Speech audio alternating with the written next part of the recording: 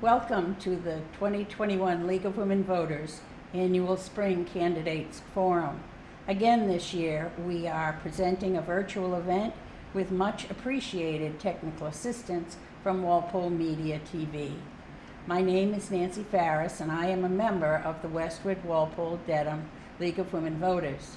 The League is a nonpartisan, multi-issue organization whose purpose is to encourage the informed and active participation of citizens in government and to influence public policy through education and advocacy.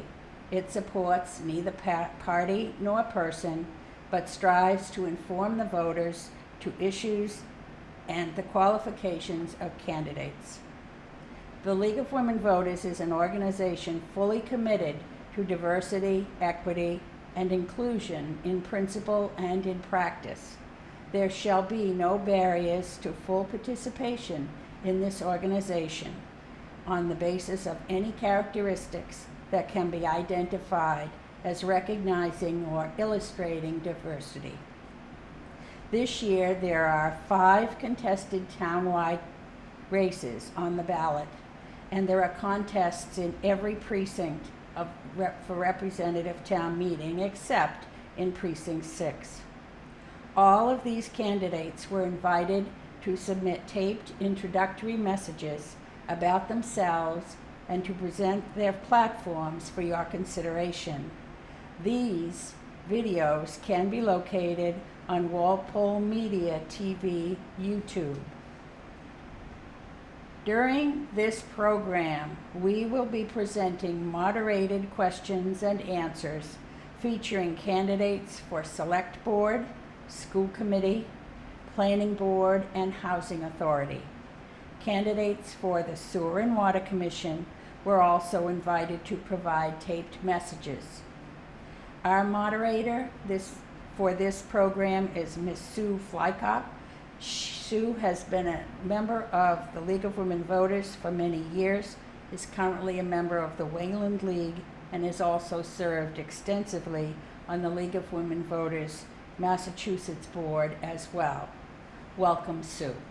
I'd like to welcome our 2 candidates for the Housing Authority. There are 2 candidates for 1 seat. We have Judy Conroy and Anna Flowers.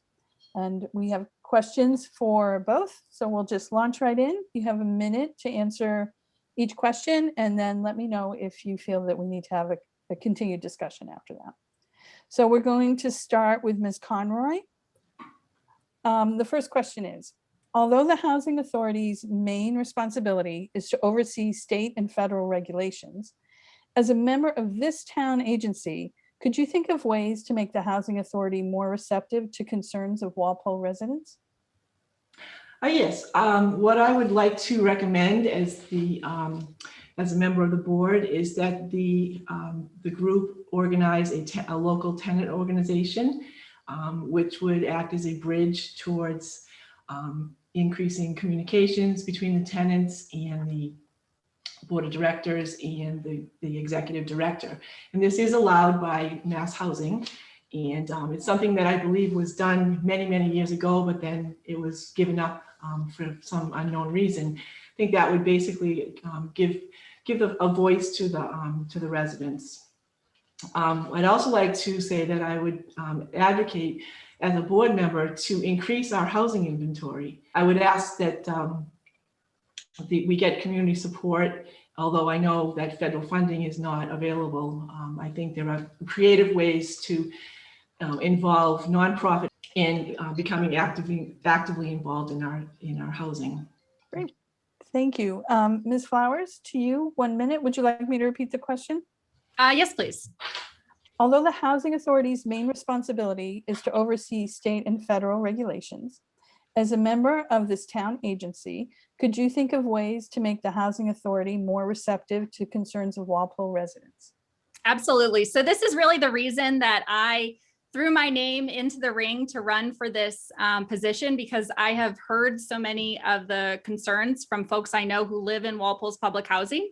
And so I have a bunch of different ideas for how we could help make Walpole public housing, although it is funded by the state and Section 8 vouchers, of course, funded by the federal government, to help it be more part of the community.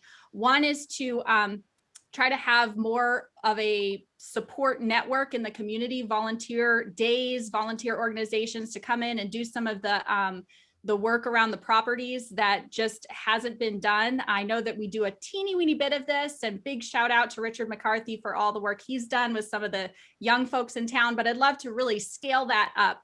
Another thing I'd love to see is, if possible, to have a trust of sorts to be founded in Walpole, where we could try to, supplement the state funds that are funding these properties. Time. Have a little bit more money to work with. Okay, thank you. Ms. Flowers, the next question is to you first. An inclusionary zoning article failed to pass a town meeting recently. Are you in favor of a collaborative effort among the elected planning board and housing authority and the appointed housing committee to come up with changes to the article which might make it more acceptable? And then why or why not? Sure, absolutely. So folks who know my husband in town will not be surprised that I'm a big fan of inclusionary zoning. I think it makes a lot of sense for a lot of reasons. As a part of the Housing Authority Board, I would love to collaborate with other housing focused groups in town to see if we could make some of the changes that folks wanted to make at the last town meeting to make inclusionary zoning something that works for Walpole. I think absolutely it's important when we think about housing. It's not just one type of housing that's one size fits all, but we have to look at the whole array of options that folks have for housing. The Housing Authority is definitely part of that story, and I'd love to collaborate with other boards across town, with Planning Board, with other groups, and see how we can play our part to make sure that inclusionary zoning passes, so that Walpole again has the reins in building affordable housing in Walpole. Thank you. Ms. Conroy, to you. Would you like me to repeat the question? Yes, please. An inclusionary zoning article failed to pass a town meeting recently. Are you in favor of a collaborative effort among the elected planning board and housing authority and the appointed housing committee to come up with changes to the article which might make it more acceptable? And then why or why not? Yes, I am in favor of the inclusionary zoning. I think it's an important step to take for Walpole, and I do believe that it should be a collaborative effort among different boards in town and community members. As a lifelong resident in Walpole, you have to keep in mind that we haven't built any new housing since 1971, 1980. Our housing units are 50 years old. And what I would like to see the town do is step up with the creation of a nonprofit arm that will extend to the Housing Authority to be able to fundraise, plan, and develop housing for our local residents. And I would charge this committee of volunteers to start researching the town-owned properties that we have, and specifically the Robbins Road site, which everyone seems to think is not a worthy piece of land. Thank you. Can I add something to that? Sure. So another 30 seconds then to Ms. Flowers. Great. So it seems like Judy and I are agreeing on a lot of things here. So I agree that having that extra nonprofit arm, some call that a housing trust. That's something I really support, because again, as I said in my previous answer, having something to supplement what the state is giving us would go a long ways to making these units really work for Walpole citizens and everyone who lives in them. Ms. Conroy, would you like another 30 seconds? Yes, our neighboring town of Westwood has been, they have what they call the Westwood Affordable Housing Association, and they have been fundraising and building, whether they're buying units or rehabbing units. I believe they've, since 1997, been working towards, I believe, an additional 13 units, which is quite substantial, coming from the private sector. So I think that's something that we should, whether you call it a trust or a nonprofit Inc. or something, I think it's something that we should definitely be looking into. Okay, Ms. Conroy, this next question is to you first. Could you speak to the quality and capital needs of the existing subsidized housing in Walpole, are there ways in which lines of communication between the residents and authority could and should be improved? Yes, as I already alluded to, I really believe that as mass housing allows, we should be able to assist, the board should be able to assist the tenants in creating a local tenant organization so they can bring their issues as a group in an organized fashion to the executive director and to the board. The quality of the buildings, as I said, they're 50 years old, some of them, and I'm sure they're very dated. So as far as capital goes, I think there should be some capital improvements to deal with the interiors of the units. I mean, I think to replace 6, stoves is a wonderful thing, but I think that's just the tip of the iceberg that needs to be done. I can't imagine being a senior leaving their long-term, probably updated homestead to go into their very dated new home in Walpole Complex. Thank you. Okay, thank you. Ms. Flowers, to you. Should I repeat the question? Sure. Could you speak to the quality and capital needs of the existing subsidized housing in Walpole? Are there ways in which the lines of communication between the residents and the authority could and should be improved? Yeah, absolutely. So I think this is one of the big issues that's facing the housing authority. As Judy said, the housing stock is very old. And there are a lot of issues that residents I know have, because this is one of the reasons that I threw my name in to run for this. Is I've heard so many complaints about folks telling me about their units, and just I know that the staff of the housing authority have been working so hard to try to keep those units up, but they are just fundamentally really old and they need a lot of capital investment. I do know from speaking with Denise Landry that the state has opened up more capital improvement money, and there is a 5-year strategic plan that they are working through. But again, I think it goes back to also having additional funds that we can be pulling in to help renovate those properties in a more serious way than what we've been able to do. So that would be a top priority. And I think having as many ways to unite the folks who live, the tenants there. I'm pretty sure there is a tenant organization on the books, but if it needs revitalization, I would love to help do that and provide any sort of support I can to those tenants to help them get that revitalized again. All right, so this next question, would you like Just another 30 seconds? Okay. I know they do have it's a 5-year plan, and we wish we could have something done tomorrow, but I think taking baby steps is what any housing association or authority is able to do. And just of note, I believe that there's a very large project taking place at Neponset Terrace, which they were going to completely renovate 4 units so that they would be 100% handicapped accessible, which is probably a very huge step in that very ancient housing situation. Okay, Ms. Flowers, would you like 30 seconds? I'm good. Okay, all right, well, the I next said what I question need is to to say. you. Sure. The next question goes to you first. What role might the Housing Authority play in expanding and diversifying housing options for Walpole residents, elders, and employees? And what about zoning and density options? Mm-hmm. So again, I think working across boards is where that might play into. The Housing Authority Board has a somewhat limited purview in terms of its scope, but as you mentioned in one of your first questions, working across boards and being part of the whole housing story in Walpole is something that would be necessary to make those kinds of changes. And it's definitely something that I would love to be part of. I do think that having a, fundraising again for a housing trust would be a big part of that story. And certainly that wouldn't be something that could be spearheaded by the Housing Authority alone. That might be a collaborative trust that also worked on other types of housing, affordable housing. 15 seconds. And other parts of just the housing story in Walpole. And so I think that being someone who's collaborating across boards is the way to get that done. Okay, thank you. And Ms. Conroy, to you, would you like me to repeat it? Yes, please. Repeat the question.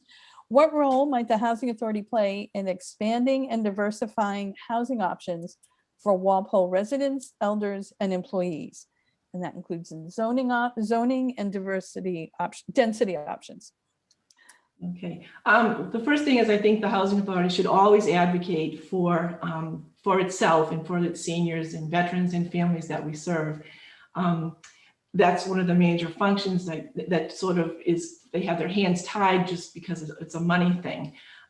As far as zoning goes, working together is definitely the way to go. And just by example, as far as locating, complexes and neighborhoods for our seniors and families, the town of Mansfield does have a bylaw that allows a developer to, requires a developer to set aside 10% of what they're going to build in their development, but they also give the developer an option to build off-site. So that it's, 24 houses and 10% of that is 2+, then we could, if we had an area we could designate like a Robbins Road site with road layouts and planning, that we could set aside 2 units to be built there coming from private funding. All right, so we have one more question, and we're going to start with you, Ms. Conroy. The Housing Authority seat is a 5-year term. What would be your vision for Walpole's housing capacity and diversity over the next 5 years? It is a 5-year term, and I would really have to sit down and take a look at what the capital projects are for the Housing Authority at this present time. Given that we don't have anything on the books yet to allow for the creation of additional housing, nor do we have the funding, it's difficult to say in 5 years where we might be as far as adding to our inventory. But I really believe that if we have the right group of community leaders and the right group of people to step in and step up, I think we can make some improvement into the inventory of our housing for our seniors and our elders and families. It's just that, like I said earlier, it's baby steps, just because of the demand is so great that we, of course, we'd all love something 15 seconds. popping up, and a build out time for any kind of project could be substantial, getting through different areas, of finance and design. Ms. Flowers, the question to you. The Housing Authority seat is a 5-year term. What would be your vision for Walpole's housing capacity and diversity over the next 5 years? My vision is quantity and quality. So I would love to see some more housing stock, particularly family stock. We only have 12 family units right now. All the other housing is for elderly and disabled units, which is of course important. And there's not even enough of that, but I would love to see some more housing for families in Walpole. We all know how difficult it is to afford housing in Massachusetts, all across the state, but especially in Walpole. And I think that a lot of families are struggling. I'd love to see more housing available for families. And then I'd also love to, again, have some major capital improvements to really get the units that we do have up to speed in modern times. And I'd love to be part of spearheading and working 15 collaboratively seconds. again to get a housing trust together to actually make that happen, because we know that that would be a very expensive dream. But I'm hopeful that with the right folks and collaboration and fundraising strategy, we can make it happen. Well, you've both made it through all 5 questions, so congratulations. Thank you. We're going to go to closing statements now, which you would each have 2 minutes, and we're going to go in reverse order from where we started. So Ms. Flowers, to you, 2 minutes for your closing statement. Great. Well, I first decided to throw my name into the ring to run for Housing Authority, really because I was asked to. I had been had so many parishioners, friends, folks that my church had been serving over the years talk to me about so many of their concerns with Walpole's housing. And so I thought I would love to see if I could help make this situation better for them, because I just care about the residents that much.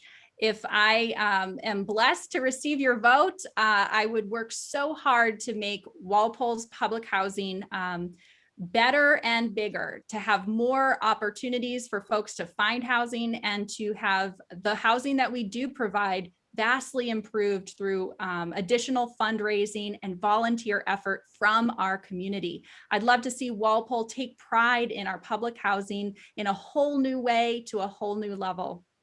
I've had some direct experience with trying to place a young, not, young for Walpole Public Housing because he didn't hit the age limit, but a man who was sleeping at our church for a month because he had lived in Walpole for 2 decades and could not afford to live here. We couldn't have him sleep in our church forever. And so I was able to buy him a trailer. I sat down with Denise Landry trying to find housing for this man. And unfortunately, he is still living in a trailer in Walpole. I know personally how much the need for really good public housing is. I know personally how much people are struggling to afford housing these days. Not a month that goes by that in my role as pastor, I don't get a phone call from somebody who's living in their car. There is so much need for housing, and I would love to help create more housing for more people to have a roof over their head, and also make the housing that we do have better, especially for our seniors who are the bulk of our residents. Thank you. And Ms. Conroy, to you, you have 2 minutes for a closing statement. Thank you. As a lifelong resident of Walpole, I participated in many projects over many years.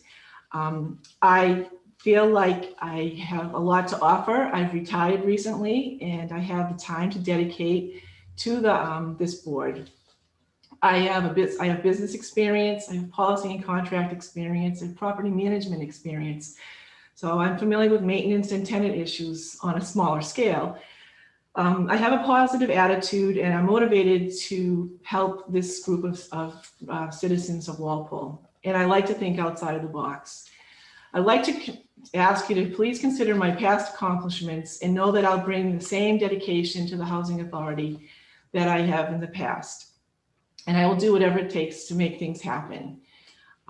As a member of the board, I will fulfill the duties of the 5-year term to make sure that all the federal and state guidelines are followed.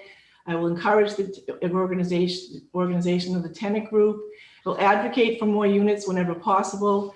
I would like to create, or ask to create, the nonprofit board to act as an extension of fundraising. And I will work to maintain and create a dignified neighborhood of apartments for our seniors, veterans, and families. And I look forward to the creation of, hopefully, a friends group. Everyone has a friends group. And I think to bring volunteers, as Ms. Flowers said, into the community to make them feel more active and appreciated is probably the most positive thing that we can do. We all have the same goals to give our seniors a better place, and I will welcome the opportunity to make that happen. We've taken care of every aspect of our community with new and modern facilities, and now it's time to help our senior housing complexes. With hard work and good planning, we can make them a showcase. I will consider it an honor to serve the town again, and I would ask for your vote on June 5th. Thank you. So on behalf of the League, I want to thank Judy Conroy and Anna Flowers, our 2 candidates for a housing authority. They're for voters out there, the 2 candidates for 1 seat. I want to thank you both for stepping up and running for office, and wish you both luck. Thank you so much.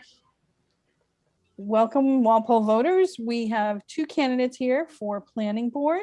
There is 1 seat available. Our 2 candidates are Katie Turco Abate and David Wildnauer. So we will begin with our questions. Katie, Ms. Turco Abate, you're going to go first with this question. Walpole's buildable land is decreasing just as the need for expanded and more diversified housing is increasing. An inclusionary zoning article recently failed to pass at town meeting. Do you feel that the planning board should work collaboratively with the other boards to create a more acceptable way to provide needed housing opportunities for Walpole? And if not, where should that leadership come from? So I have been on the planning board for the last 4 years, and I believe the housing partnership regrouped about 3 years ago, if I'm guessing correctly. During my time on the planning board, they have come before us with many drafts, 2 consultants, and we have collaborated with them. I personally can say that I spent hours reviewing and giving input on the plans. And I actually helped with one part of it where I asked for them to give preference to Walpole residents before we look to give housing to outside residents. So I have worked with them, and right now they have a group going where 2 of our planning board members are working with them, as well as members of the zoning board. And after they come up with a new revised plan, they will be coming back to the planning board to present it.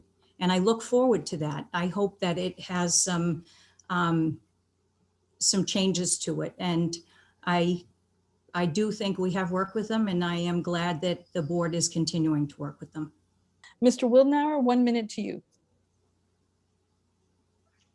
Well, I think you started off the top talking about how usable space was diminishing just at this time, and that struck a chord with me. I think one thing I'd like to talk about tonight is utilizing brownfield sites. The master plan from 2004 talked about trying to incentivize development of brownfield sites, and we are not short of those. As far as the planning board taking the lead, I think absolutely the planning board has to take the lead at this time with the affordable housing, with the inclusionary zoning. I think since the article failed at town meeting last time, and it has gone back to the drawing board at this time, it's absolutely necessary that the planning board sponsor this zoning change in order to get it to town meeting again quickly.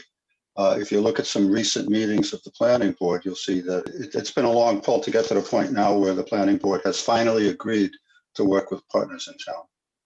Okay. Ms. Thank you. Turco Abate, it looks like you would like to respond to that. I just So wanted 30 to add, seconds. so within the town, there's a definite structure, and I feel strongly about allowing those with a charge to see through their charge and not stepping on their toes, I guess you'd say. So although we should collaborate, and we have collaborated, I think that we should not take away their charge. That is their charge. It is not the planning board charge. And we should definitely give opinions, give input, and work with them. But I don't think we should take that charge away from them. I think it would be much like a math teacher assigning an English book. Okay, thank you. Mr. Wildnauer, would you like another 30 seconds? No, I'm okay. Thanks. Okay. Well, our next question then will go to you first. Walpole was recently certified as a green community.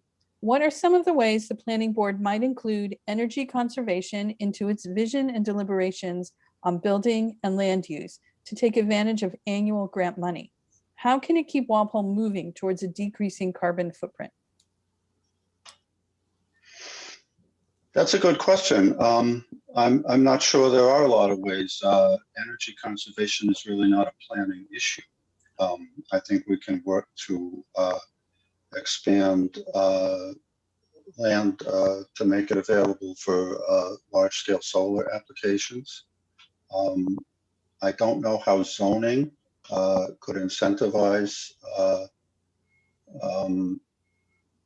sustainable renewable energy sources. I'm not sure I know. I'm not sure that that's really a planning issue.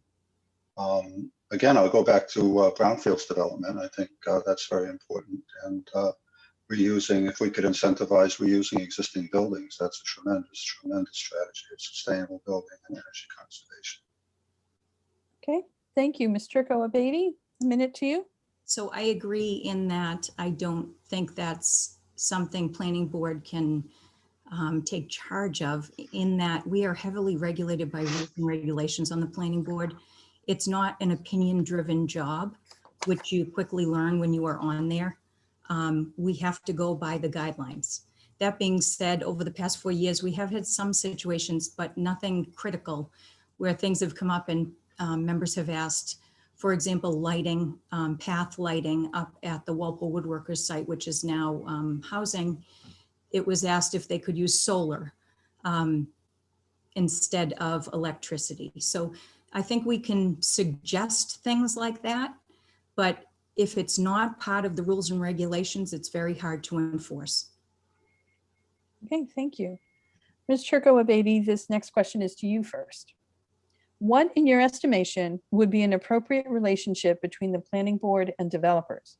What perspective might you offer to make the planning board process less adversarial while still maintaining good outcomes for the town? So I think this is an issue that we've talked about in town for many years in streamlining things.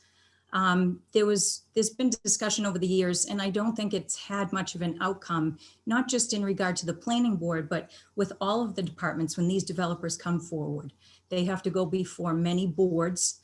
And it would be great if there could be someone who would streamline everything and be the middleman and help to guide them in when things are missing, so that they know ahead of time and they don't come before us and, you know, put all the effort, pay all their executives to be there, and then have to reschedule because they've missed things.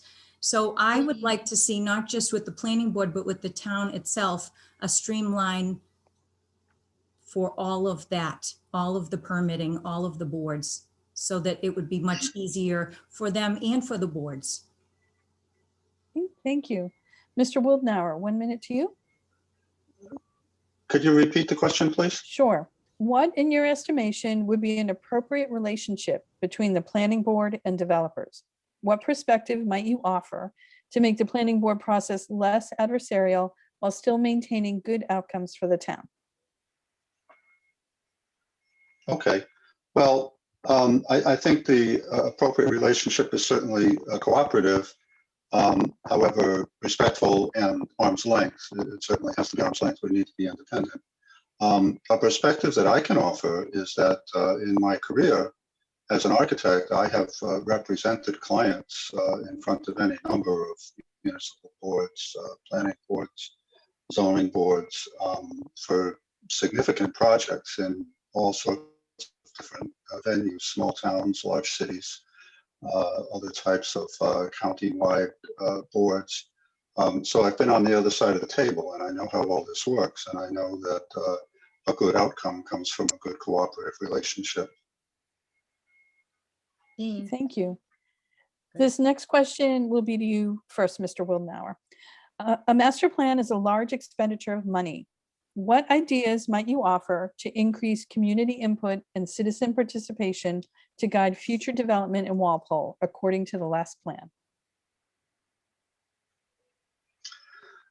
Well, I've been spending some time with the last plan. It was written in 2004, and as you say, we're embarking on a new one. The process itself would be new to me. However, I understand that I have read through the process. The first 20 pages of the master plan discuss the process that was used last time. And I don't see anything wrong with that. There was a tremendous amount of opportunity for engagement with the public and different groups. I think we need to start with that plan and look at what it says, and take a look at what's been done and what has worked and what has not been done and remains to be done. Thank you. Ms. Turco Abate, 1 minute to you. Could you just repeat for me I missed the last part of the question? Sure. A master plan is a large expenditure of money. What ideas might you offer to increase community input and participation to guide future development in Walpole according to the last plan? So I actually participated in the last plan as a resident 20 years ago. And they had meetings at the high school. The high school had in the cafeteria, and they had good turnout. I am lucky enough as a member of the planning board to have served on the RFP, which is the committee that chose the consultant that will help us with the master plan. So state law says that the master plan is under the guidance of the planning board. And I think it's a really important job because it needs to be a diverse group of people. It needs to hit all parts of the community, and we need that community involvement. So when we had the RFP, they talked about things like having outdoor greetings and having things at Bird Park and different things like that to attract different people to come and give input. It's very important we have a lot of input from everyone because it's a 20-year plan. Thank you. This last question actually is first to you, Ms. Turco Abate. What possible zoning or overlays might be applied to the downtown area in the near future to grow business while planning ahead to maintain the town's positive character? So as we discussed just a teeny bit, the town has various groups in its structure. They have departments, they have boards, and this is not so much under the planning board hat as much as it is the community and economic development director and the economic development commission. So I would love to give input, and I would love to see downtown grow and expand and business grow downtown and have more places for people to come and shop and eat. And I think it's very important to our community. That being said, I don't think it's planning board as the primary. I think we have to support it and give information to them, but I don't think we can spearhead it. However, as a business owner of a downtown business that's been here for 69 years in the downtown, I really want to see it happen. I think it's vital to our community success. Thank you. Mr. Wildnauer? Thank you. I would have to respectfully disagree. I think the planning board has a charge of driving initiatives as far as zoning and land use. The town charter says that the planning board shall make recommendations to the town and the board of selectmen on all matters concerning the physical, economic, and environmental development of the town. I believe that's our charge. I believe the planning board should be actively working to make policy, not unilaterally. This is not a ham-fisted process at all, but I believe the planning board needs to be proactive and make policy. As far as the downtown overlay, there was a downtown opportunity overlay district proposed in the 2004 master plan, and that hasn't been acted on. There have been several studies about downtown since then, recently a parking study and another downtown development plan within the last 5-7 years. We should get those out, dust them off, and dust off the 2004 master plan and work on that and move forward on a downtown overlay. Ms. Turco Abate, would you like 30 seconds to respond to that? I just think we respectfully disagree on it in that the planning board doesn't have a planner. We have a fantastic secretary. We have a great town engineer, and we get a lot of input from them. And we spend most of our time doing subdivisions and site plan approval. So I do believe we should give input to the selectmen about things like that. But to be clear, I just don't think we are the ones that should spearhead it. We should support it and give input, but we're not the ones to spearhead it. Okay, thank you, Mr. Wildnauer. 30, do you want more time? 30 seconds? Yeah, I would. It's true the planning board does not have a planner, but the town has a planner, and it's a great resource and needs to be engaged and utilized. But I think the planning board needs to take a greater role than we've seen. Maybe that's the best way to put it. Thank you.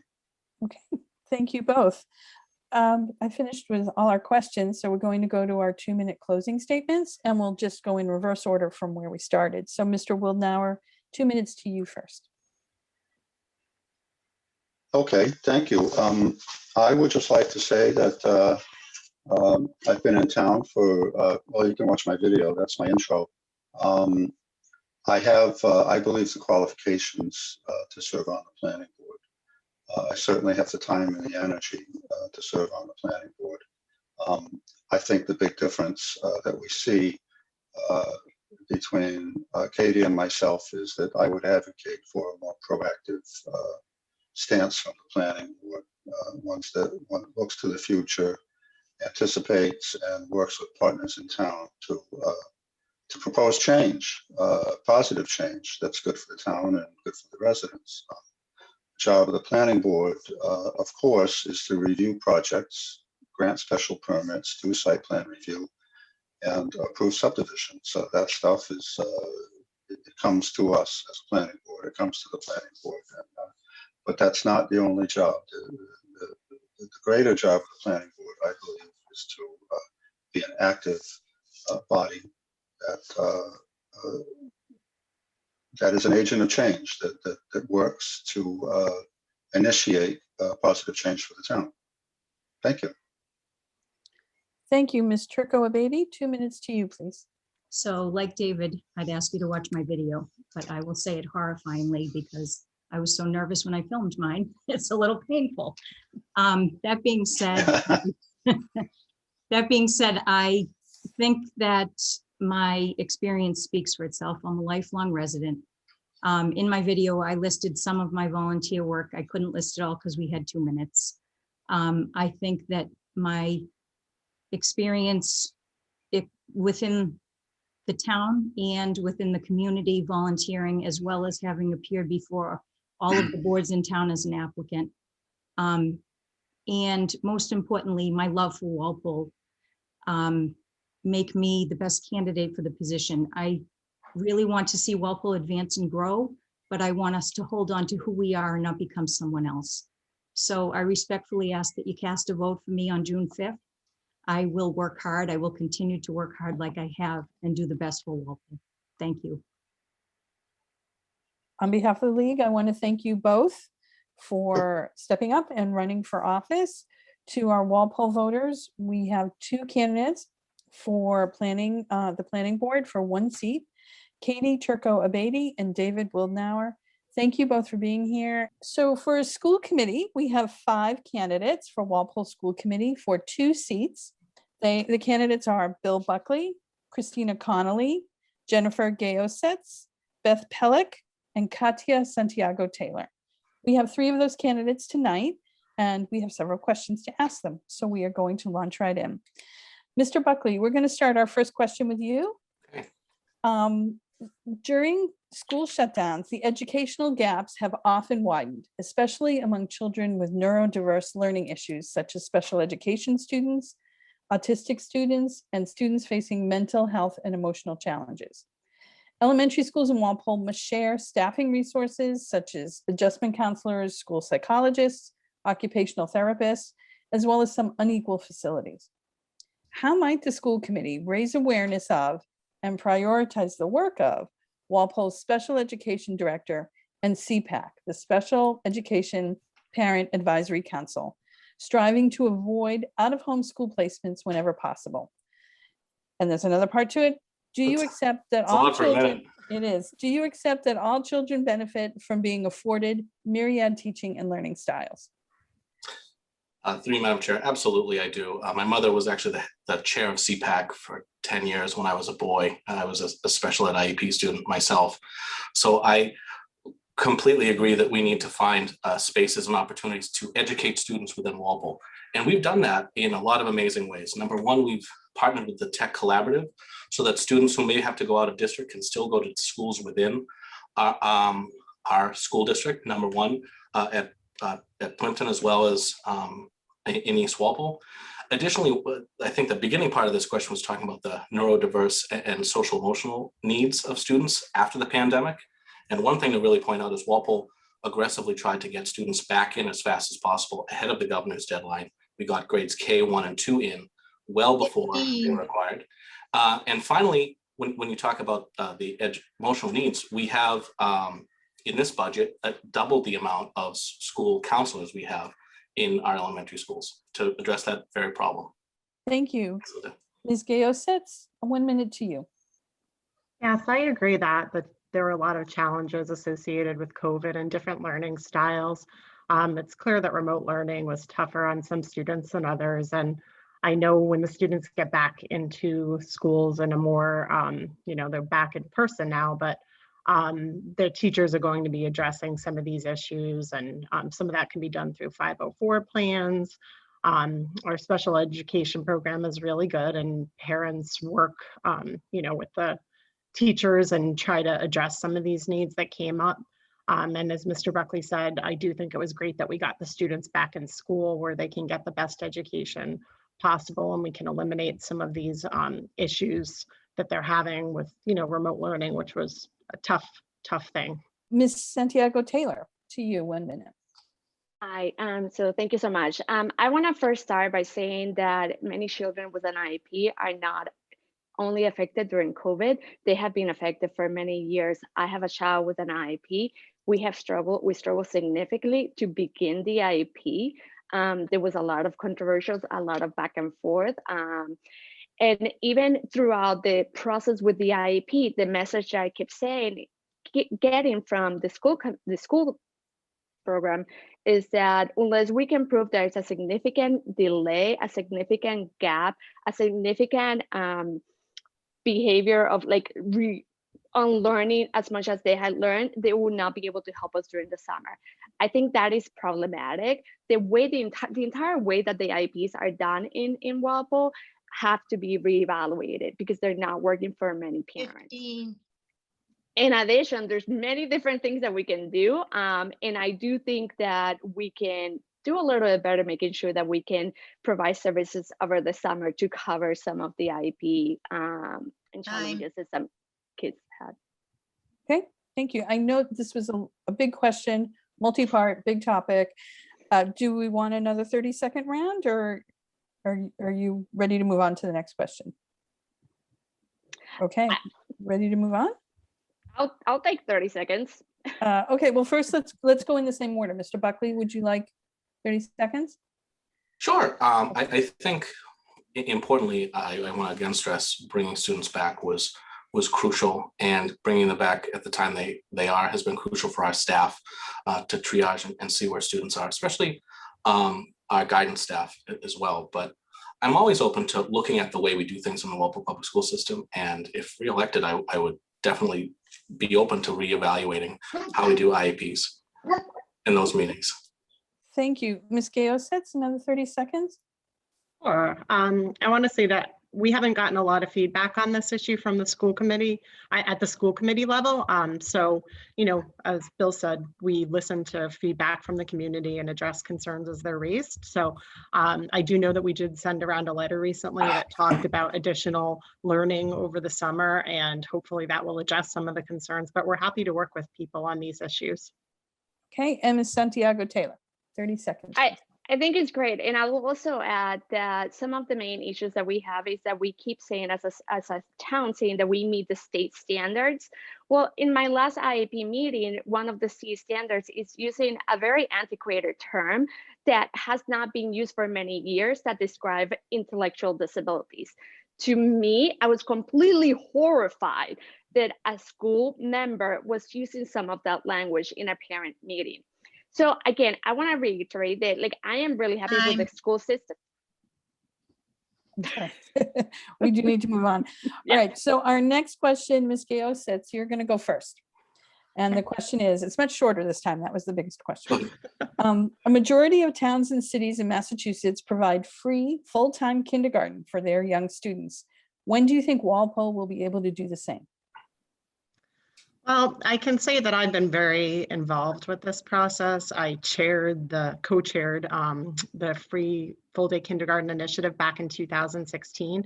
And we were pushing really hard to get this, to be free quicker, but unfortunately we were derailed a bit by COVID.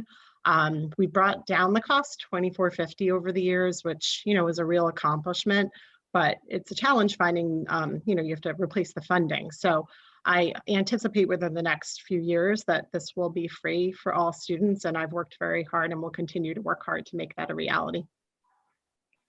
Ms. Santiago-Taylor, 1 minute to you. Thank you. Before I start, I really want to thank the two parents that led this initiative. This was really led by two parents, and the school committee has done an amazing job to get the fee reduced. And I also want to highlight that as a state, we might have free universal childcare before Walpole as a town provides free kindergarten, free full day. So I want that to sink in, because as a state, most people may be able to afford, be eligible for free childcare, and in the town, we can't do free kindergarten. I want to applaud all of the efforts that have been done, started by two mothers, and the school committee has done a great job, but it should be the responsibility to have initiated the process, and it should have been done by now. Okay, thank you. Mr. Buckley, to you, 1 minute. Through you, Madam Moderator. This is something very important to me. Kindergarten has changed a lot since I was in Mrs. Dorenzo's class at the Fisher School. Many years ago, I did pass kindergarten, contrary to popular belief. But I remember this process. In 2017, a group of about 40 parents came forward. We met with them on a hot night at the library, and we created a task force. My colleague Jen Geosits and I were on it with a number of parents, administrators, and teachers. And we set this goal of creating full-day kindergarten. And we did so by working with the finance committee, by working with the town administration, by working with a lot of parents, not just a small group. There were a lot of wonderful people who stepped up. And we heard stories from people who were deferring their student loans to pay for kindergarten. And that's something that's just not acceptable in Walpole. As we move forward, we've continued to aggressively take chunks out of kindergarten, $2,450 to date. But we've also tried to balance that against some other needs, like implementing additional resources like math coaches and counselors at the elementary school. So we've tried to do this as aggressively as possible, and we've done it. I think the way we've done it has been a great testament to the way a school committee can build bridges within our community. Thank you. Okay, our next question, Ms. Santiago-Taylor, you are up first. What role should the school committee play in adopting curriculum? Faced with many divisive approaches to government, history, and social issues, how would you balance the introduction of various views in classrooms across the district? I think that's a great question. As a Latina woman born and raised in Puerto Rico, English is my second language. I have faced so many different challenges, discrimination throughout my years. And what I want kids is to learn actual history. I want kids to have critical thinking. So when they get out of the bubble in Walpole, they can engage in full conversations and real conversations. Before that, we need to create a sense of belonging. And the most important is that I am not 100% sure that all of the teachers are equipped to handle some of the conversations that may happen while discussing critical race theory, while discussing 1619, while discussing different type of history, what actually happened. But something needs to happen. I will say, like the other day, my daughter actually said to me, why can history teachers cannot teach accurate history? For her, she was like, what we learned is that gay people didn't show up until 1970. I will come back. I will come back. Mr. Buckley, 1 minute to you. Can you restate the question? I'm sorry. Sure. What role should the school committee play in adopting curriculum? Faced with many current divisive approaches to government, history, and social issues, how would you balance the introduction of various views in classrooms across the district? I think, there was a discussion about history. I have a master's degree in American history and a bachelor's as well from Bridgewater State. The state does set curriculum frameworks, and they have recently revamped the history curriculum frameworks. And they also recently, when I was at the legislature, passed legislation requiring civics education, which I think is also crucially important to our young people, to give them those sorts of opportunities.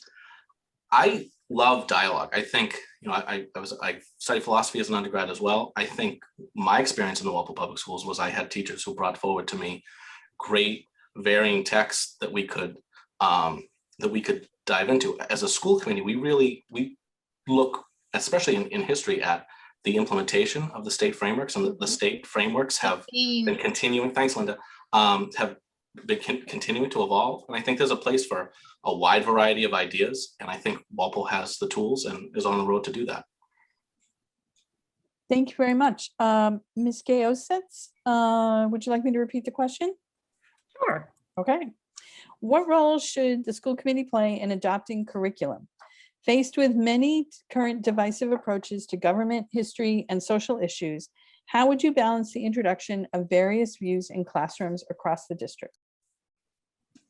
It's important to realize that as a school committee member, I'm not here to promote my own personal agenda. I'm here to be the voice of the community.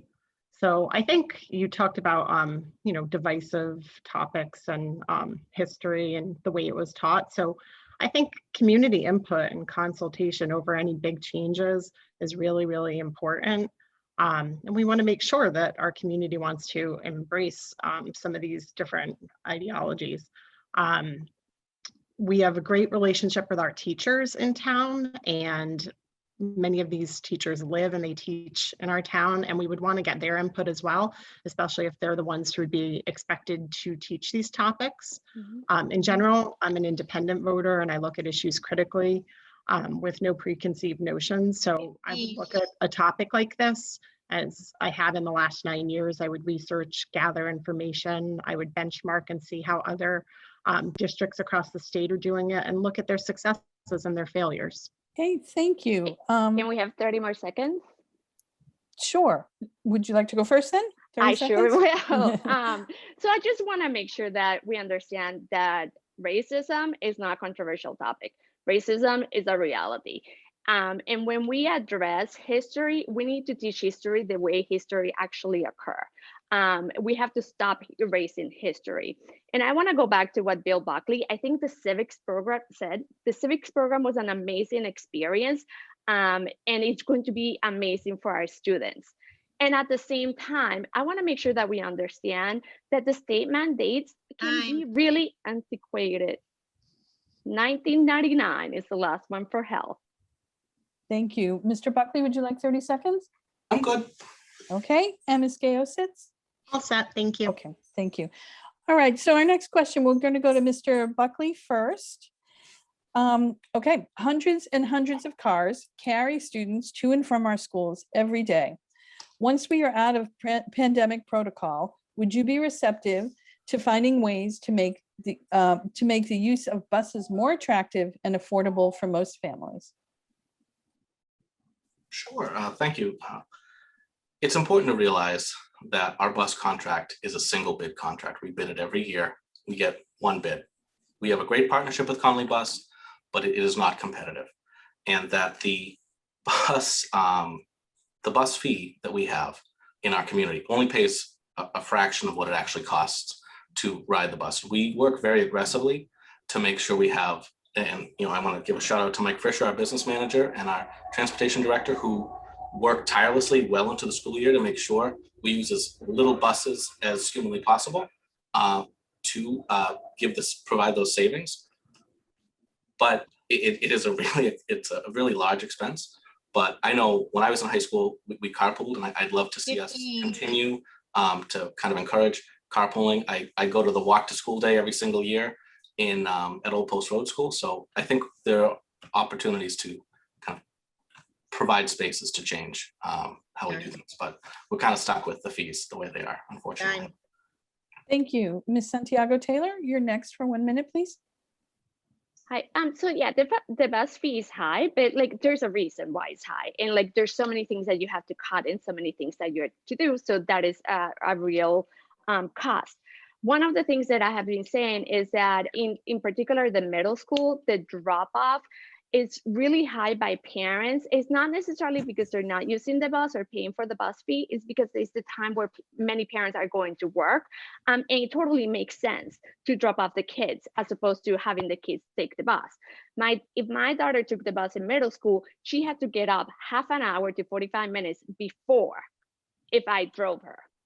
So it was just more of a real thing that I could drive her on my way to work as opposed to her waiting outside for really early and they waiting. So I think it's more of an issue of how the routing is done in the mornings as opposed to necessarily the cost, but it is most likely just what is available, and there's so many schools to go to and so many buses available. Thank you. Ms. Geosits, to you, 1 minute. Can you read the question again? Sure. Hundreds and hundreds of cars carry students to and from our schools every day. Once we are out of pandemic protocol, would you be receptive to finding ways to make the use of buses more attractive and affordable for most families? So I would say that in general, school fees is an issue that we discuss pretty extensively at the school committee level. No parents like fees, and like the full day kindergarten fee we already discussed. We've discussed other issues such as user fees for sports programs. We sit down during our budget process and we look at all these fees and how much revenue it brings in. But as Mr. Buckley was saying, it's not like the school is making money off of the busing situation. So I'm always receptive to listening to community feedback, as I've stated, and to looking at fees and figuring out different ways to make things more affordable for parents if that's something people want us to look into. I take my cues from the community, and we haven't really had this question come up. So, you know, I'd be happy to address it more and discuss it more at school committee if parents wanted us to. Thank you. Thank you. All right, we're going on to our last question right now. Ms. Geosits, you're going to be first. Okay. Easily the most important issue facing the school committee and town over the next few months will be arriving at a solution to meet the needs of our middle school population. How will you work to balance the need to provide a quality 21st century education with the need to respond to the burden of local taxpayers? That's a great question. I will say that I'm part of the middle school building committee, and we have really tried to look at the costs of the proposals. And you know, it's a big expenditure in town, and to pass an override to add additional taxes is not something that we take lightly.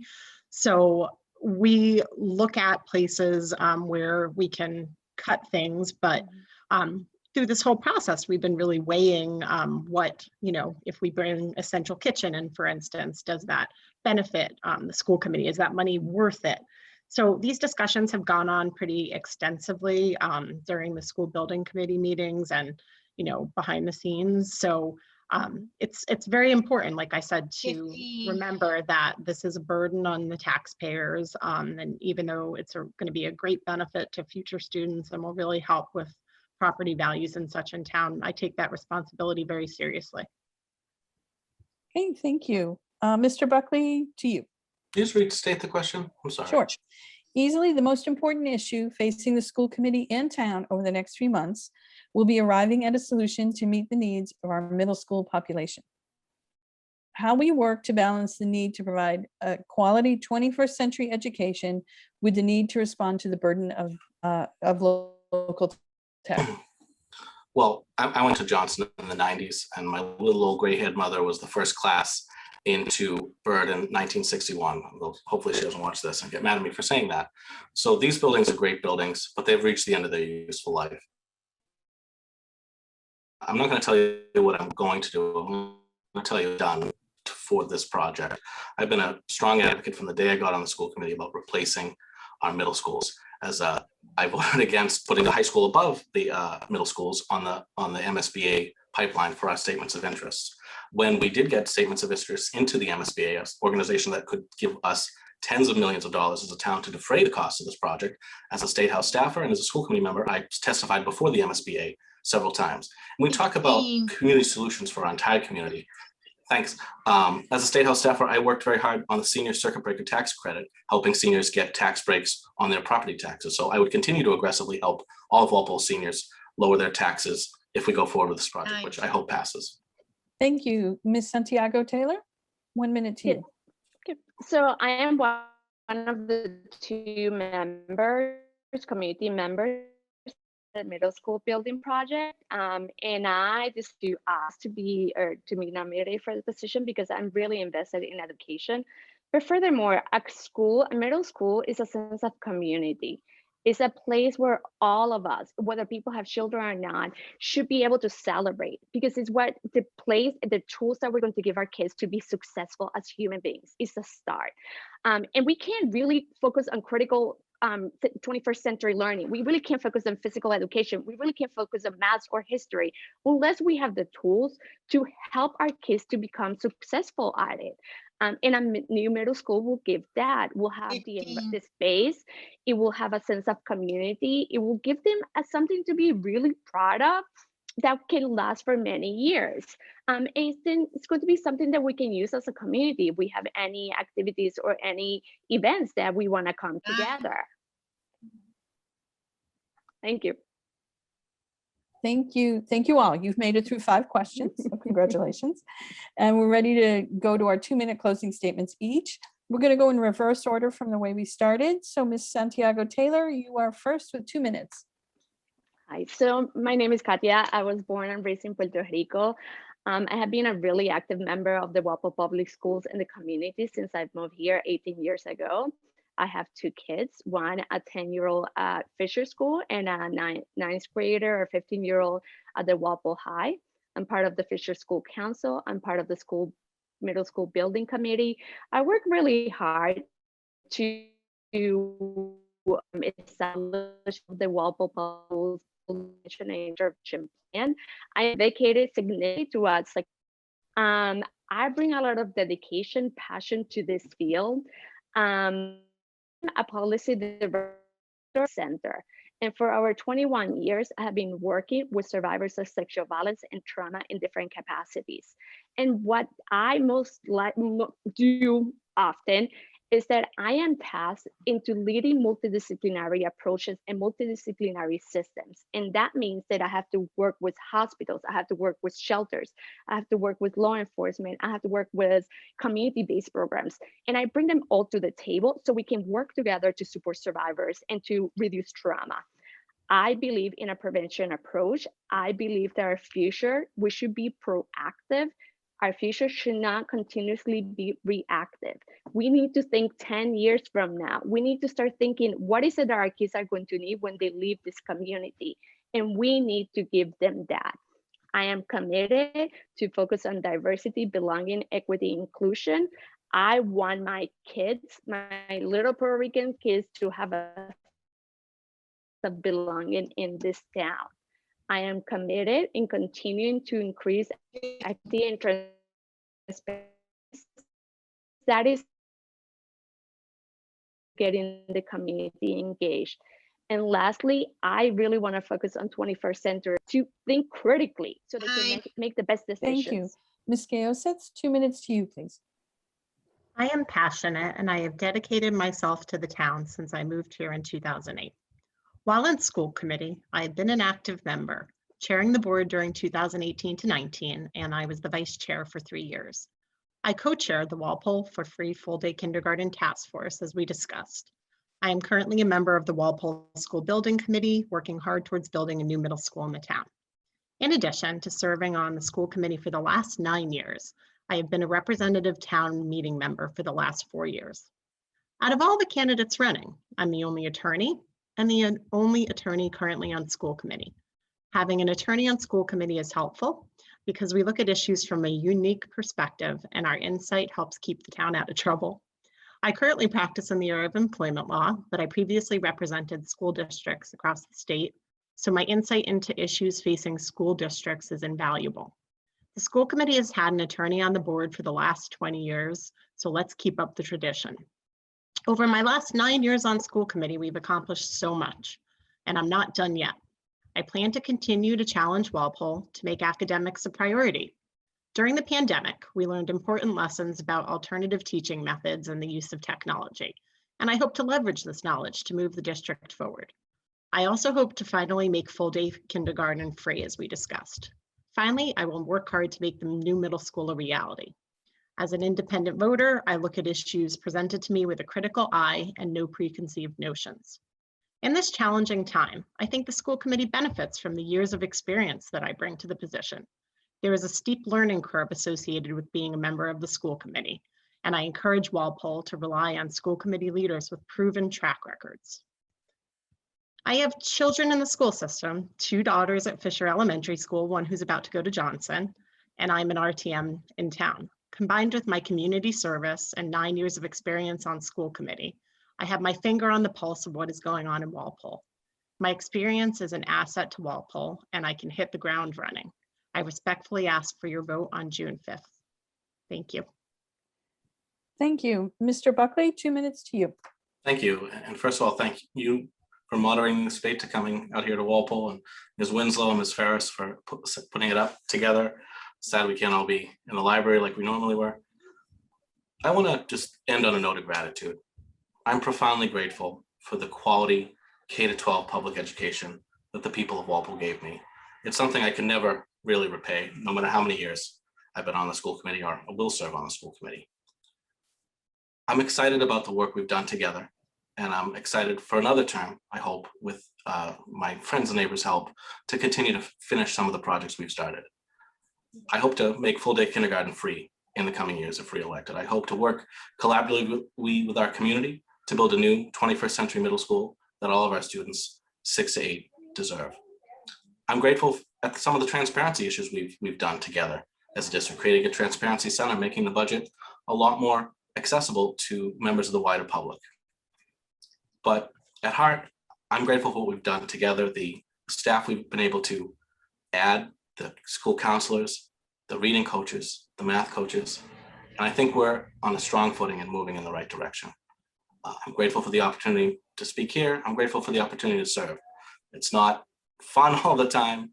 It's not exciting. There's a lot of meetings, but I'm grateful that the community has given me this opportunity to give back. And with that, I really respectfully ask for one of your 2 votes on June the 5th. Thank you. Thank you. And I would like to remind all Walpole voters watching that we have 5 candidates for school committee for 2 seats. And the candidates are Bill Buckley, Christina Connolly, Jennifer Geosits, Beth Pellick, and Katia Santiago-Taylor. So thank you all. I wanted to thank you all for running for office and contributing to the community, and wish you all good luck in the election. Thank you. Thank you so much. Thank you. Welcome to we have 5 candidates here for select board. There are 6 candidates. We have Tom Brown, Bill Hamilton, Glenn Maffey, Bill O'Connell, Jim O'Neill, and Larry Pittman. And unfortunately, Mr. Hamilton will not be joining us tonight. He could not make it. So we have 5 candidates for, I believe it's 2 seats on the select board. So we will just launch right into our questions. Each candidate, for our viewers, each candidate has 1 minute to answer the questions.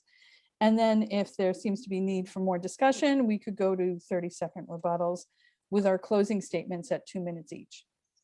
So for our first question, we're going to go with Mr. Brown first. And here's your question. What would be your budget process priorities? What parts of the current process would you support changing, if any, such as using surplus or stabilization funds, use of allowable 2.5% tax increases, zero-based budgeting, etc.? Specifically, where might you cut costs if necessary? I would start off with zero-based budgeting. I would start off with aggressively seeking to join the state retirement funds, investing OPEB trust funds into more interest-bearing accounts, join the state GIC healthcare system, and explore more regionalized services like the town has already done with the animal control officer and the energy supervisor, or whatever he is that we have, that's currently working with 3 towns, Walpole, Sharon, and Norwood. Okay, thank you, Mr. Brown. Mr. Maffey, you're next. Would you like me to repeat the question? No, that's okay. I'll just Okay. jump right in. So I do agree with Mr. Brown's, interest in consolidating services with other towns. We were able to do that with the animal control, with the Green Communities Initiative for a grant writer. So I think that's a positive. And when those opportunities exist, we should jump on them. I guess there are 2 points that I want to make about the budget. There's what I want, which is, there's a lot of talk about keeping a budget below the 2.5%, Proposition 2.5. And I agree with the sentiment, right? So I want to get on board with that. I want to look and investigate possibilities for that. But I also want to kind of focus on the other piece of it, which is what's attainable, right? So we are a growing town. We have a lot of developments coming in.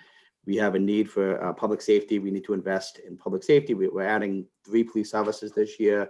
I think 2 firefighters, DPW. This gets a little noticed, but people notice when their roads aren't paved and when their potholes aren't filled. So DPW is getting a couple staff members for highway and parks. And so, and we're getting an engineering inspector. So these are staff members that I think we're increasing our engineering department from 1 to 2. So these are important, investments. Thank you, Mr. Maffey. Mr. O'Connell, 1 minute to you. Thank you. My concern is, I want to make sure that I act as a prudent, to make sure that we're spending our taxpayer dollars prudently. And especially coming out of a pandemic, we don't know what the future holds with respect to unemployment, inflation. And I think some areas that we could potentially cut costs is, let's take a look at some of the personnel contracts that the town has been engaged in. Let's look at some consultants.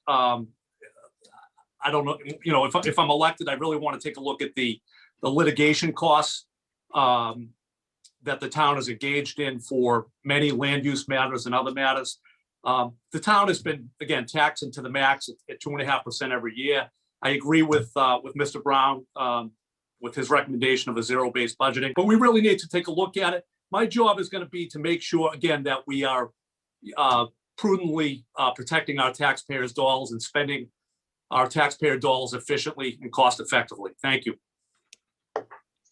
Thank you. Mr. O'Neill, 1 minute to you. So yes, of course, we need to be efficient with the way we spend tax dollars in town, and I don't think anybody would disagree with that. I also expect that we'd always be looking for opportunities to do regionalization and cut costs. So a lot of that has been happening in this past year. I'd like to just mention that our budget process begins with the department heads submitting their budget requests. Those requests are then analyzed and challenged by the town administrator. The town administrator and the FinCom then rigorously analyze the budgets, looking for any areas where there are overspends or areas where we can reduce costs.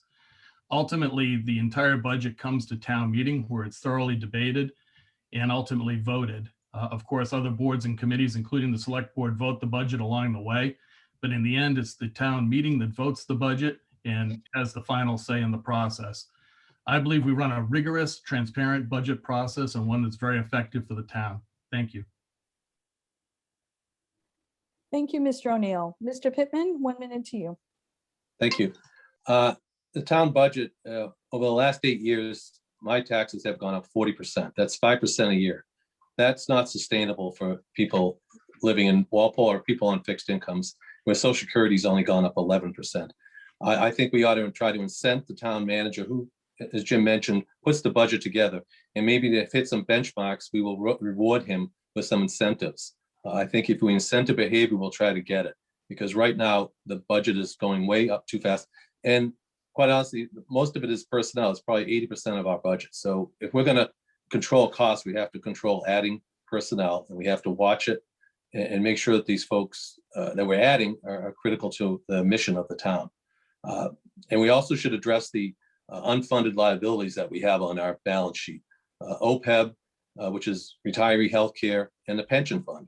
Per the accountant report that just was issued, it's over $85 million. We have a mortgage out there for that kind of money. We're not paying it. We need to do something about that and address that. That's a major problem for the town going forward. Thank you all. Okay, so for our second question, we'll go to Mr. Maffey first. Year after year, expanding Walpole's commercial and industrial tax base and improving the downtown area for business, it has been raised. What positive ideas might you bring to the board to make headway on these problems? So I'm glad you asked about downtown, Sue, because that's something that I've been working on. I'm a small business owner here in town. I'm on Stone Street within a half mile of downtown. And downtown, I think, is kind of stale, to be honest with you. It's I grew up walking distance to downtown, and it's very similar to when I grew up. There's a lot of good ideas down there. I think we need to look at zoning. I think we can bring in our dense developments. If you bring more people downtown, the businesses will follow after. I also think we need to focus on our town common. How do we improve it? How do we expand it? I have some ideas for doing that. There's some ways to expand outdoor seating and make some wider sidewalks. We want to make it more pedestrian friendly. I have a lot to say. And I'm thinking we can redesign even the traffic flow. I think downtown, I think the zoning will bring more people in. And, I'd love to explore a lot of these ideas if I'm on the board. Thank you. Thank you. Mr. Pittman, to you next. 1 minute. Sure. When I chaired the Walpole Tax Incremental Finance Committee, I led a group that kept Siemens in town and actually incented them to expand their operations in Walpole, and they've expanded it a second time. I would encourage us to continue to try to attract and keep businesses here. On downtown, I think Glenn mentioned, the traffic pattern does not work. It hasn't worked for a while. Quite honestly, people avoid downtown, and I think we should try to look at ways to change the lighting, the light switches, so that we can get traffic that can flow through there, and people will stop and visit our businesses versus trying to go around Walpole Center. It's just not working. And I would work with the downtown stakeholders, the business owners down there, to see how we could help them. Thank you. Thank you. Mr. O'Neill, 1 minute to you. I've always been a supporter of commercial development that's clean and that brings in high-paying jobs in Walpole into the region. So to the point on Siemens just made, I was a supporter of that as well. We brought in 700 high-paying jobs into the region, 300 into Walpole pre-pandemic. And who among us wasn't proud when Siemens told us that the newly expanded plant was being used to develop and produce testing capabilities for COVID, putting Walpole on the front line of the COVID fight because of that investment we made in Siemens. With respect to the downtown, during the pandemic, we had to modify the way we did business at Town Hall. We had to take a hard look at what we did in the downtown and help the downtown businesses. So we did all kinds of things ranging from online applications all the way through streamlining the site approval process. And we have a big opportunity with the residential developments that are happening in downtown Walpole right now. Thank you. Thank you. Mr. O'Connell, 1 minute to you. Thank you. So as everyone knows, we have a rewrite of our master plan coming up. I think it's imperative that we make sure that we prioritize commercial development in that master plan. With respect to downtown, we have, as you know, many vacant storefronts. We have the old town hall that has been sitting there. We have Gilmore's coming up, for potential development. We need to look at in the areas of affordable housing. I think in smart growth, there's a potential opportunity to make sure we do mixed business and residential development. Away from the downtown, I think we have a great opportunity to develop the Route 1 I-95 corridor. And again, when we're rewriting the master plan, I think zoning, looking at the zoning areas is going to be imperative. As a small business owner and having been in front of some of the local boards, the town needs to welcome businesses, be more user-friendly with respect to permitting. And I think, that's something that we need to work on. As far as, any traffic there, I think traffic's an issue, but we have other things to address, including those vacant storefronts, the old town hall, and Gilmore's. Thank you. And that leaves Mr. Brown. 1 minute to you. Thank you. So currently we have available balances that we could use to create a revitalization loan program for businesses downtown. And we could also promote minority-owned businesses and hopefully get federal stimulus money from that. The revitalization program worked very well in the city of Boston on blighted areas. I'm not saying we have blighted areas, but we do have abandoned buildings downtown, like the old TT's that's been empty for years. We also have the old town hall. So I would advocate for minority-owned businesses to come into town. So hopefully we can take advantage of some federal. We currently have $13 million available, and we have $5 million in available cash balance, and we also have $8 million in capital project balances. I think we can use some of that money to institute a 0% loan to small businesses to revitalize their businesses downtown. Okay. Thank you, everyone. Our next question, we'll start with Mr. O'Connell. And Walpole recently was certified as a green community and already received a sizable grant to improve sustainable street lighting. Walpole was late to this program and has lost out on thousands and thousands of dollars because there was no one paying specific attention to the possibilities afforded by the program.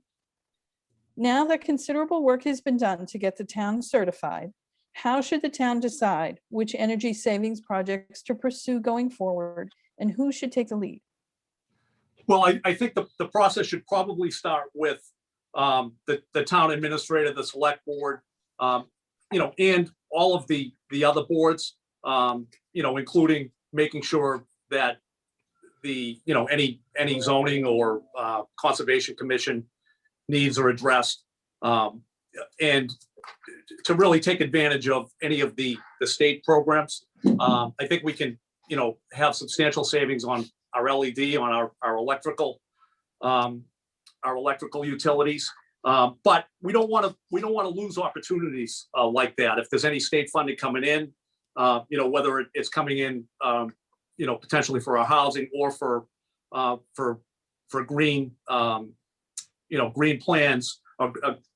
We want to make sure that we have boards, and if it's a matter of getting our best and brightest in town to volunteer, I think that's something we should look at. But it should be driven by a collaborative approach, starting with the town administrator, and then some of the local boards to make sure that we're able to utilize any grants that come in. Thank you. Mr. O'Neill, to you. Thank you. First, I don't agree with the premise that we were late to the game on the green communities deal at all. There are many, many towns in Massachusetts that have not adopted the program, and we have, and I'm pleased we've done that. It creates a loan and grant program for us to tap into, which we've already talked a little bit about. Where I would focus is, of course, on our fleet of vehicles first. We need to meet certain emission standards and mileage standards, and we've agreed to do that. And that process is currently unfolding. We also have a huge opportunity, and we've just recently gotten a grant to change out all of our street lights to replace them with LED lights. And that will have a payback of about 4 to 5 years. So this is an enormously important program, and I'm pleased to be part of it. Thank you. Thank you. Mr. Pittman, to you, 1 minute. Thank you. I believe the town's in the process or has hired a energy manager. I think we're sharing that person with another town, I think Norwood. But I'd have that person probably be the leader, but also have that person work with the town manager, the building property manager we have, and also the fleet manager of all the vehicles. So to coordinate that. And I would also try to work with the utilities. Often they provide programs that incent you to be more energy efficient. So I think we would have that person use those programs that are out there available to us. And again, I think it starts with the select board and the town manager and designating who on their team will shepherd this and lead it and have regular check-ins with the board. Thank you. Mr. Brown, 1 minute to you. Thank you. I would agree with you, Susan. The town of Walpole is definitely late getting onto the green side of everything, especially with the building of the new fire station, police station, and senior center. Those buildings are using upwards of 3 times the energy as the old buildings, okay? Being in the heating and air conditioning industry that I am, we could get really good energy efficient systems with utilizing natural gas up to like 97%. We could also utilize our unused open space like the Lincoln Road landfill. We could also utilize portion of the Jarvis Farm area for solar, and that would offset water rates. Thank you. Thank you. Mr. Maffey, 1 minute to you. Thank you. Appreciate it. No, I just want to say real quick about whether or not we were late to the game. That's sort of like the backward looking mentality that I sort of eschew. I'm trying to look forward. Here we are, we're in the program. We have a green manager. We're going to share that manager with Norwood and Sharon. I agree with Jim O'Neill. We've got a lot of good projects on the plate right now. I think the first one, as Jim said, is LED lights. We're taking control of all the Eversource street lights. I think we pay over $100,000 each in our budget every year. We're going to have a 4 to 5 year payback, and then we're going to start saving money every year. The fleet's also something we need to look at. And as far as who executes this and who identifies the needs, you can say the town administrator, but really we're talking about the department heads. The schools are going to talk about solar panels on each individual school. So Superintendent Goff, the highway department, the building department is going to talk about new windows, and the building department knows what buildings need new windows and which ones don't. So the department heads, I think, are going to be the best source of potential in that area. Mr. Pittman, you're going to go first with this next question. Walpole has already put a lot of time into deliberating plans for an updated middle school situation. Do you support the plan at this point? And if so, please state your reasons. If not, what would your priorities be to provide an alternative solution for middle school needs? Yes, I support new middle school. I've been in that school a lot with my children, so it definitely needs some help. And I walked through it a few times as a member of the finance committee. I do support it, but I think it needs to prioritize the needs of the students, the staff, and also balancing that with the Walpole taxpayer needs. When I was listening to a presentation recently, example, they were proposing to build an auditorium in this new building, and that won't be reimbursed by the MSBA, but a cafetorium would be. And I think we should go back and readjust the plans to put a cafetorium in. Bird Middle has one now. It works. It functions for the school and the teachers and the public. And we should look for ways to all things that are being reimbursed by MSBA versus spending things we don't need. An auditorium is one of those things. I'm sure we'd like to have the select board look at a list of those items that, and with the school committee, look at those items that need to be maybe moved out. Thank you. Thank you. Mr. O'Connell, to you. Thank you. As a parent of 3 kids who have gone through or in the Walpole Public Schools, I understand that our biggest investment and biggest asset is our schools. So, I want to make sure that we invest in the schools wisely. Coming out of this COVID environment, I think we need to make sure we need to get the final numbers on what the development costs will be, as well as the reimbursement rate. There's a lot of things that are changing, and I just want to make sure that the taxpayers are protected. We have a lot of seniors in town who have a difficult time affording that. So, we can't put them behind, and we got to make sure that the school is efficient and that we're able to protect our seniors. Okay, thank you. Mr. Brown, to you. I am for a new school, but I do question how it is going to be paid for. And I've asked and I submitted in a FOIA request for the 2.5 override impact statement that I currently haven't gotten. I believe, especially today with the way the economy is going and the high cost of everything with inflation, I think it's just unattainable at this time. The cost for a new school, we don't even know what it is. And it's only, they want to have a vote in 3 months, 3 or 4 months. I mean, we really need to know what we're getting into. The citizens of Walpole should be informed on the whole project, what it's going to cost, what it's going to impact to them. And we don't have that currently. Okay, thank you. Mr. Maffey, to you, 1 minute. Yeah, thank you. So I think when I'm looking around the room, one of the ways that I stand out from the other candidates is I think I'm the only one with 4 kids under 10 years old. I have a 2-year-old, a 3-year-old, an 8-year-old, and a 9-year-old, and they're all going to be going through the middle school. I would support this either way. The need has been well documented. I've been through Bird Middle School. I've been to Johnson Middle School. It could be renovated, but there would be no cost savings in doing so. It's been looked at, it's been considered, it needs to be replaced.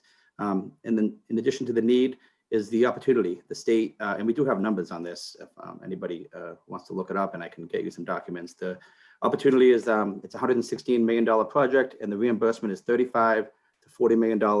There's some wiggle room on the reimbursement, but it's at least $35 million with the numbers we have now. So, the need, the opportunity, there's no waste. Combined middle school has some efficiencies as opposed to having 2 middle schools in different parts of town. So just to emphasize that the need is well documented, the opportunity is big, and there's no waste.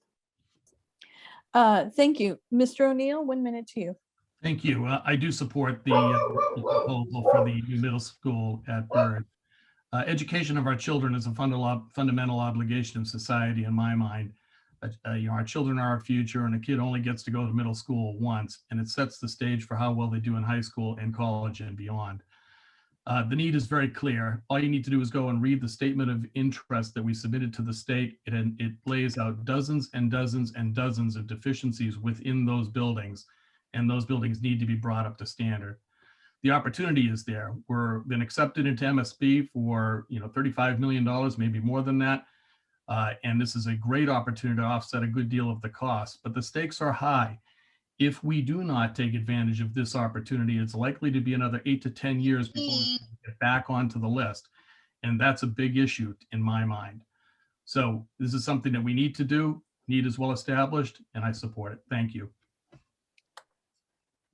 Okay, thank you. Our next question, Mr. O'Neill, actually, you're going to be first on this one. Okay. Some feel that Walpole is lacking in diversified housing opportunities.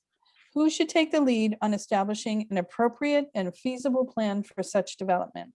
Does Walpole need to look into overhauling its zoning parameters? And how else could it be done? So we have created an affordable housing committee or a housing committee to go and look at this situation. They came back with a housing production plan, which we submitted to the state and was approved by the state. The need is absolutely clear. And when it comes to affordable housing, we're less than the 10% goal that the state has set, which then opens us up for 40B development, which is well established as a problem in the town.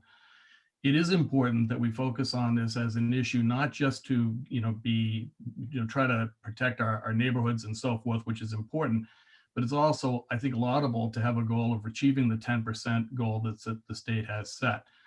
The Board of Selectmen has been taking the lead on this. I do believe that a zoning change is required in order to, number one, protect us against 40Bs. I think it is incumbent upon our town to take control of our own destiny and work hand in hand with friendly 40B developers that don't get to bypass our zoning bylaws as currently allowed under 40B. Thank you.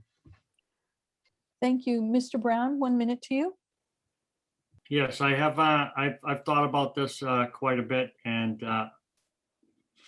I really think a lot about the senior citizens that are on fixed incomes and people that are struggling at the time, at the current time.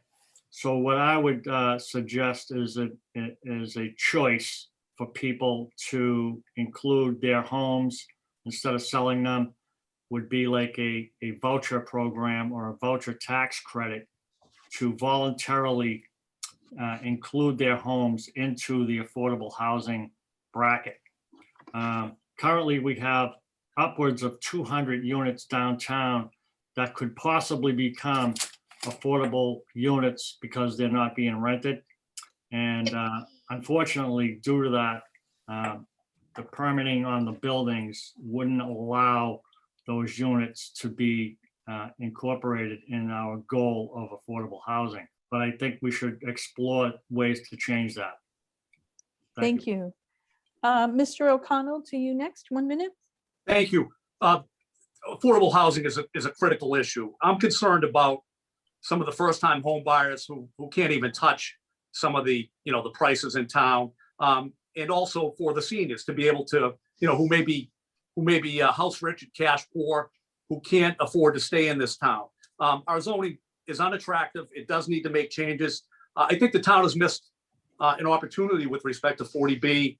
With the housing production plan, the town could have tried to exercise the safe harbor provisions by bringing in some of the smaller developments. And now, obviously we have Omni and South Walpole that could potentially have 300 units. As far as who should administer that process, I thought the inclusionary zoning bylaw was a good idea, but I don't want the town in the housing business, and I thought that would have been negligible. Again, I think the selectmen have really botched an opportunity to get in under the safe harbor provision, and now as a result, we spent a ton of money in defending these cases, and we, potentially could be left with a large development. Okay, thank you. Mr. Maffey, to you next. Yeah, so I do want to agree that our zoning bylaws are outdated, ready for a fresh look, and I'm encouraged by the opportunity within the master plan to do that. If people wonder why our neighboring towns like Canton and Foxborough and Sharon don't have the issue of South Walpole Omni development proposing 6-story buildings in 2-story, 1-story residential neighborhoods, and maybe even getting approved for it, why that problem is here and not there, it's because we're not at the 10% threshold. And so the only way to get there is to have it have built-in zoning that requires some level of affordable housing with each and every development over a certain threshold, over six units. For example, it could be more. We can take a close look at that. We've tried that, it failed. We need to look at planning board. The select board took it by the reins. It did not pass the town meeting. We need planning board to do it. I'll do it again on the select board. But we need to come up with some innovative approaches so that Omni development doesn't control the development. We keep it at the local level. Thank you. Okay, thank you. Mr. Pittman, to you. Thank you. Yeah, I would support proactively ways to support affordable housing. Our elderly, our children, or even our town employees probably can't stay in Walpole and afford it. I think we need to work with the planning board. The select board should work with the planning board. They own this, in my opinion. the zoning rewrite and get all the stakeholders together to get this to the finish line. We don't have vast tracts of land in Walpole to fix this, so we have to go with denser housing, especially downtown near the rail. And I'm really not sure why the 2 apartment buildings that went up next to the rail station didn't have any affordable component. I think we missed on that one, and that would have helped us, because all the apartments, when you keep some affordable units in there, 25%, all the units count as the affordable number toward the 10%. I know a lot about this. I finance a lot of builders and construction industry. I've been on the board of the Builders Association of Greater Boston. I'm very vested in this, and we need to have affordable housing to be able to have our children and people who work in town be able to live in town. Thank you. All right, thank you all. We are on our last question, if you can believe it. Mr. Brown, you're going to be first on this one. Discuss your thoughts on a process for choosing a new police chief and what characteristics you would be looking for in a candidate. Personally, being a veteran, I would probably look for a veteran. I would look for somebody that has been educated in law enforcement and taken, or might have a degree in law enforcement. Somebody that's been, I would hire within, and because they know the town, they know the people, and I would, I'd have to obviously look at their records, but I would hire within, and I would just hire the best possible candidate that would apply for the job. I think the Chief Carmichael made an excellent choice with his deputy chief, so I would lean towards the current deputy chief. Thank you. Thank you. Mr. O'Connell, to you for 1 minute. Thank you. My understanding is that the town has a program in place where they have a professional recruiter that other towns are using in order to make sure that we end up getting the best qualified candidate.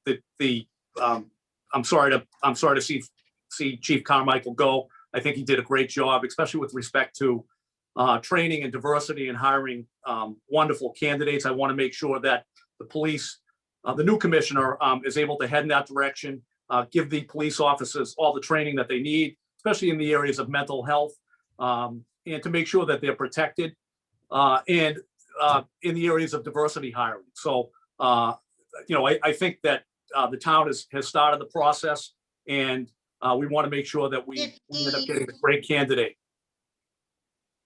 Thank you. Mr. Maffey, to you, 1 minute. Yeah, this is a big opportunity. It's a tremendous opportunity for the town of Walpole, who the select board hires to run the 44-member police force. We need to guide Walpole squarely into the next phase of community-focused policing.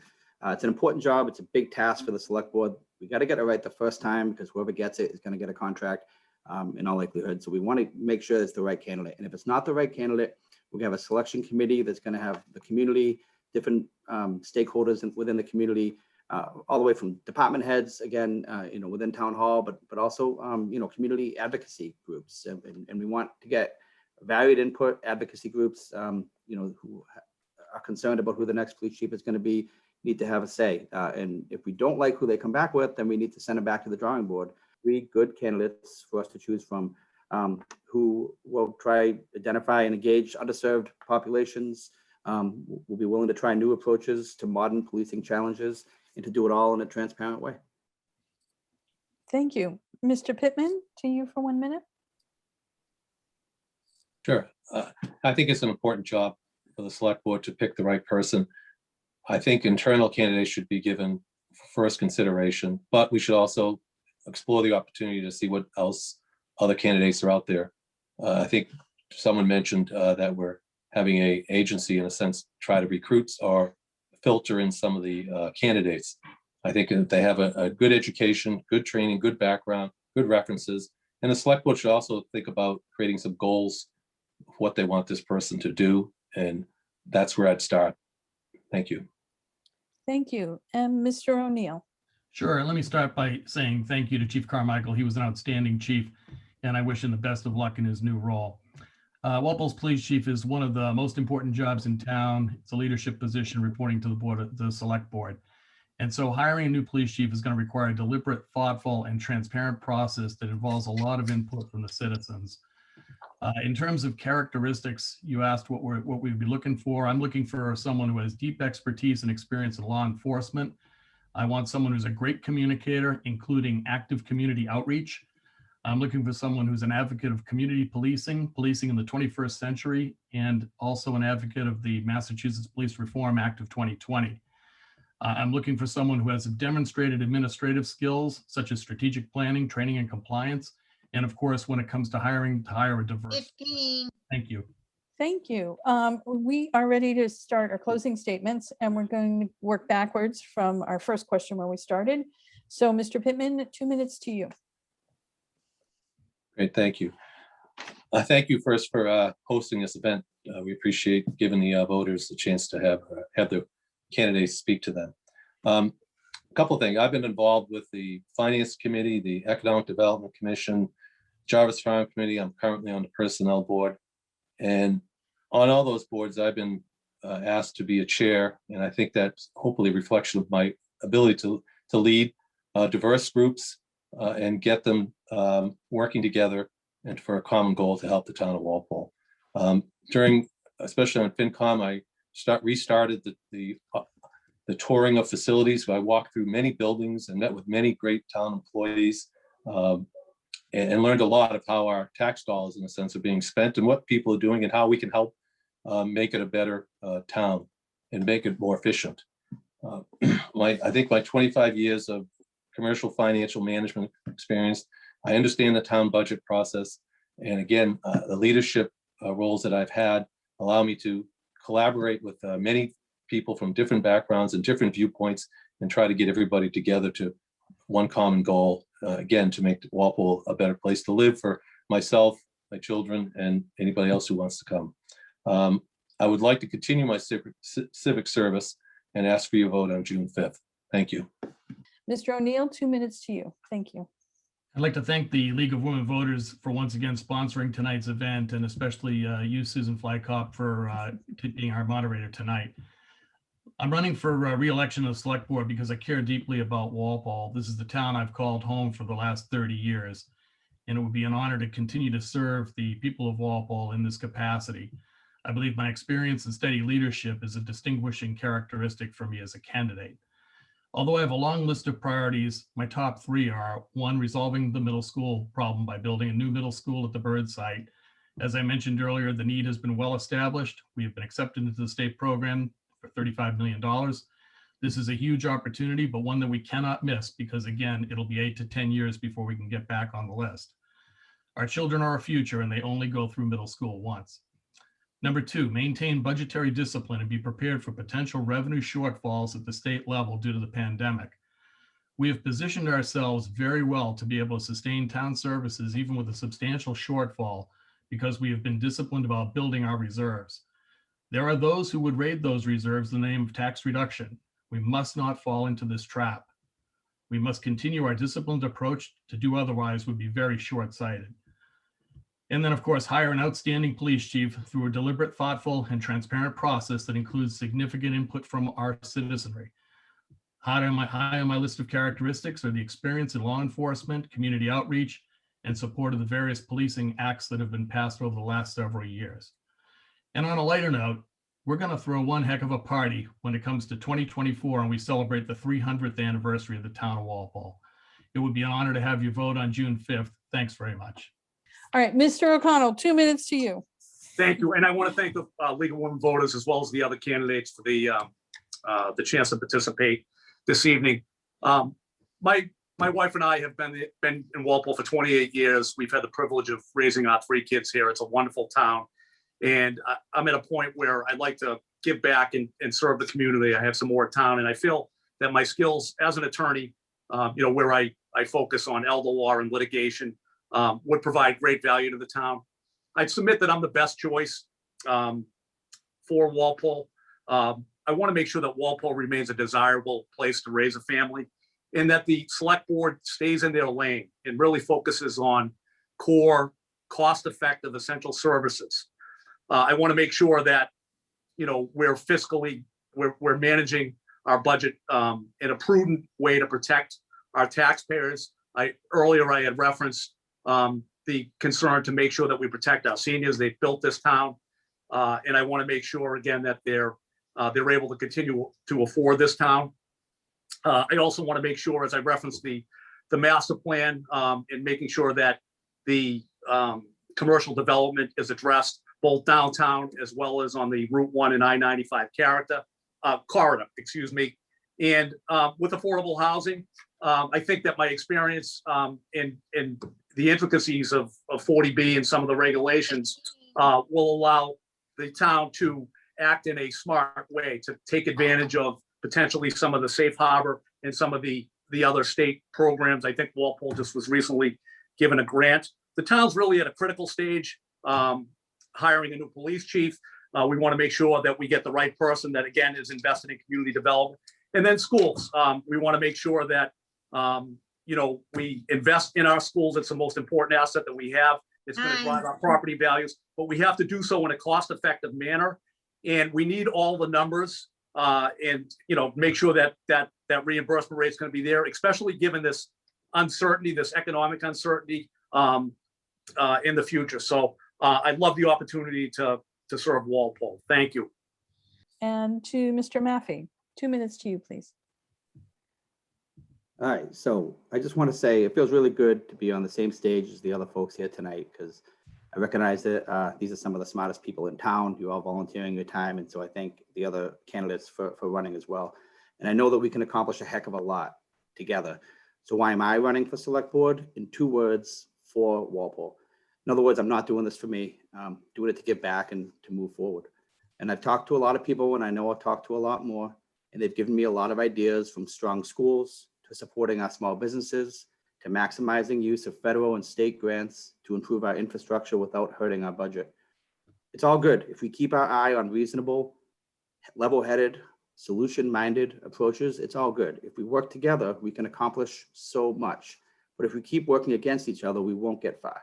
So please consider giving me a new voice, the voice of a lifelong resident, a reasonable voice, just one of your 2 votes for select board.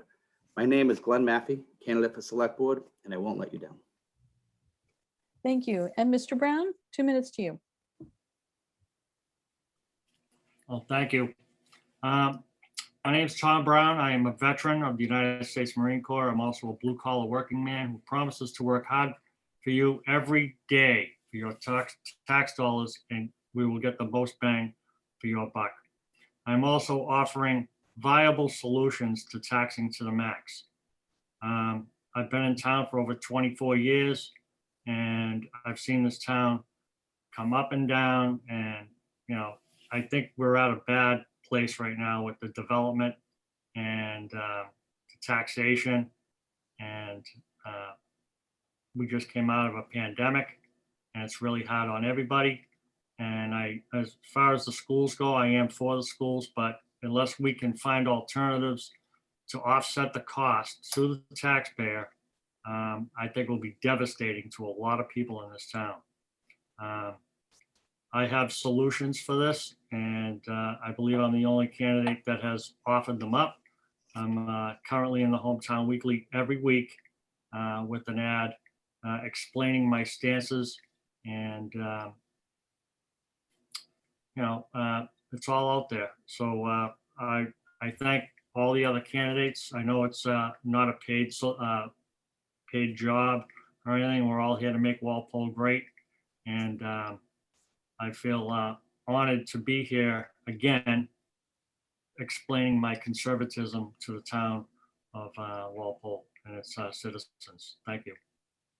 All right.